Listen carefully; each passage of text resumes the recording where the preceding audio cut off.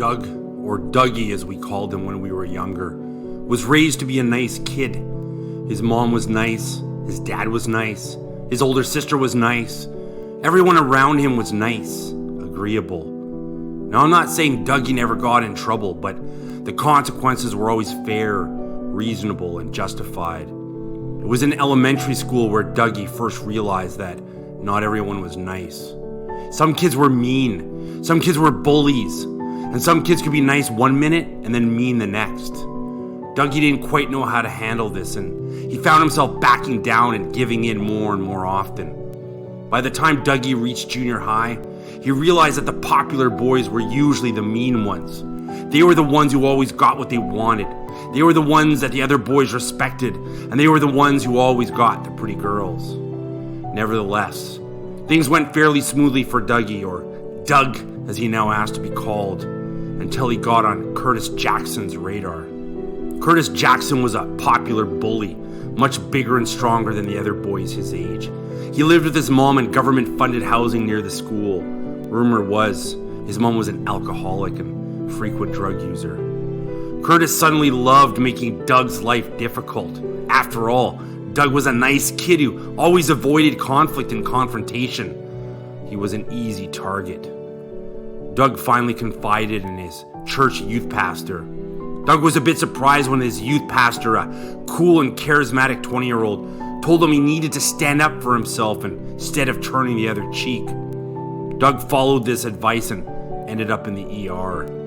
Looks like standing up to the bully wasn't always the right thing to do. Doug went back to avoiding confrontations whenever possible. It made life easier and there was way less stress. The years rolled on and Doug eventually ended up married with 3 kids, working as an accountant at a pretty big company. From a distance, things looked pretty good for Doug. Underneath, however, things were festering. Things were far from good. Time and time again, Doug had been passed over for promotions he knew he deserved. People were constantly taking advantage of his niceness. It seemed the workplace wasn't all that different from junior high. The bullies still got their way. They were still the popular ones, and they still got all the pretty women. His home life wasn't much better. A bossy and overbearing wife who was no longer attracted to him. Kids who were always demanding and had no respect. It was at the age of 32 that Doug finally decided enough was enough. No more Mr. Nice Guy. A few months later, Doug was jobless and living in his parents' basement. Once again, standing up for himself didn't work out so well. Doug's stress and anxiety was now through the roof. There had to be a better way. It was around this time that Doug began learning about Stoicism, and he realized he didn't need to engage in loud, aggressive outbursts to get his way or to stand up for himself. Doug began working on improving himself, the one thing that he had control over. He sat down and began making lists. Things that he had, things that he wanted, short-term goals, long-term goals, and all the things he could do to level up and improve his life. And when he found himself in a stressful situation or when dealing with aggressive individuals, he decided to remain calm and quiet. Perhaps some may have initially interpreted his calm and silent demeanor as weakness, but it wasn't long before it was Doug who was always getting his way. Sure, there were still times when Doug felt overwhelmed and anxious. There were still times where he wanted to run from conflict and confrontation. But instead, he always made the decision to remain calm and to express himself clearly in as few words as necessary.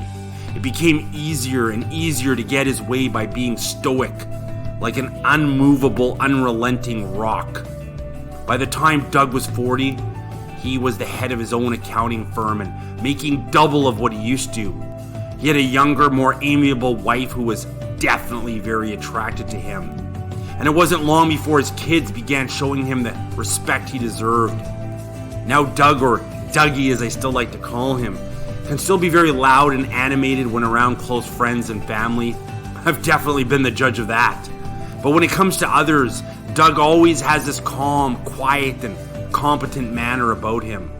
Getting his way all these years has also made him very confident and self-assured. He knows who he is and what he wants. And when Dougie says a simple yes or no, it thunders like the voice of Almighty God. Dougie has clearly shown me and all those around him that you can still be nice and get exactly what you want from life. God bless you, Dougie.